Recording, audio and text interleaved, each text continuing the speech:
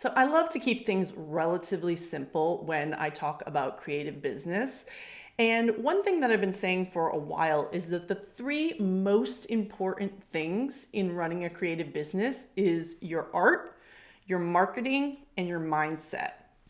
In my workshop, Ready for Surface Pattern clients, I argue that mindset is key because if you don't believe that you're going to be successful, it doesn't matter what strategies you're using, it doesn't matter how beautiful your portfolio is, you're going to be right. You're going to prove yourself right that you are not good enough to move forward.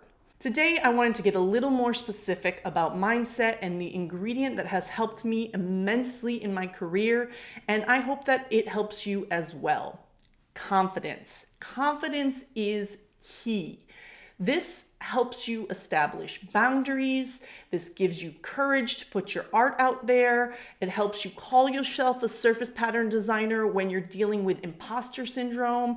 It helps you raise your prices. All of the things that I talk about as being important parts of your building your business, they all stem from having the confidence in yourself and your ability to figure things out.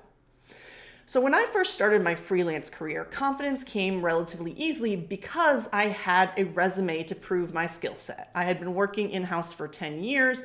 I had positive reviews from art directors that designed for national brands. I had external validation to back up my internal swagger. Most people kicking off their design careers don't have that sort of external validation that I started with. And even with strong external factors to give me a boost, I still had to build on my internal confidence as I spent years building my client base. If you know my story, you know that I thought it was going to be an easy transition from working in-house to working to having my own business, and it wasn't. And so, my confidence took hits as I continued to build and got lots of no's and, slowly built some yeses and built up my client base. So here are some of the ways that I was able to build and maintain my confidence over the last 10 years working for myself. The first thing is do the damn thing. I have been able to move forward because I see that when I take action, instead of overthinking things and worrying about how it might work out, when I take action, I find out how it does work out. And even if something doesn't work out the way I want it to, I'm rarely in a worse position than I was before I tried. I just have more information. So, even if I didn't do things right, things don't completely fall apart. When I now look back I have a product called the Show Your Work Pitch Kit, and I talk about how to write a pitch email for sending out your work. And if I look back at the emails that I wrote in 2013 pitching my work, it goes against a lot of my advice. Not great. But doesn't matter. I tried it. I moved forward. I kept going. I got better. I improved. I made some connections. People were able to overlook some of my bad emails.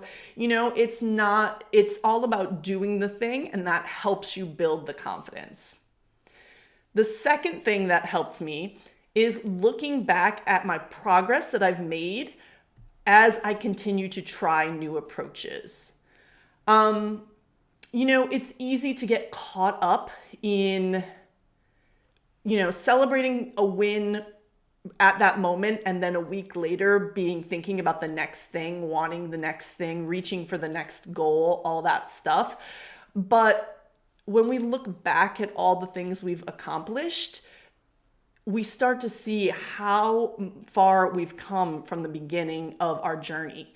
And I recommend to all my students that they take a look at their very first surface pattern that they created and then compare it to what they've created like this week and see how far that they've come. Even if they don't have any new clients or new contracts yet, even just seeing how far their artwork has come can really help build confidence. And the third thing that goes along with these other two things, that has helped me with my confidence is learning new skills and understanding that I have a continued capacity to grow. This is called growth mindset. And basically it means that I know that where I am right now is not where I will be in the future. I can always teach myself new skills. I can always improve and get myself into a different position than I am now. So for example, in 2020, when I launched Start Your Surface Pattern Business, I had made courses before. I knew how to make a course, but I had never done a live launch. I had never done a live workshop. There were so many moving parts to launching that large scale course that I had never done. But I learned, I tried things out. I obviously did some, I got advice and looked into it and learned some skills around that stuff. But I also tried things out and I saw that it wasn't a total disaster. And even if it had been a total disaster, right, then I would just try it again. So all of these three things kind of come together: doing the thing, looking at the progress you've made, and then knowing that you have continued, like learning new skills and knowing you have continued capacity to grow. All three of those things build confidence. You have to practice to build confidence. You have to take the leap to see that you don't crash and burn. You have to embrace being a beginner and know that we all start somewhere. Action brings confidence. I mean, I say action brings clarity, but it breeds confidence.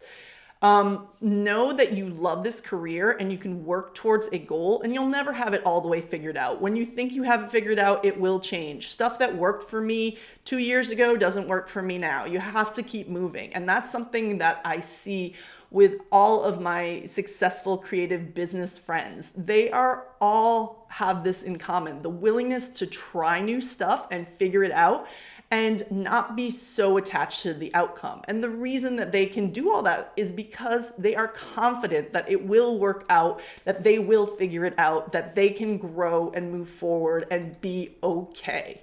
So I hope that you can see why cultivating confidence should be a priority for you as you build your business. And I hope that these tips can help you grow. If you want to create art for products, be sure to hit the subscribe button for lots of surface pattern industry tips and intel.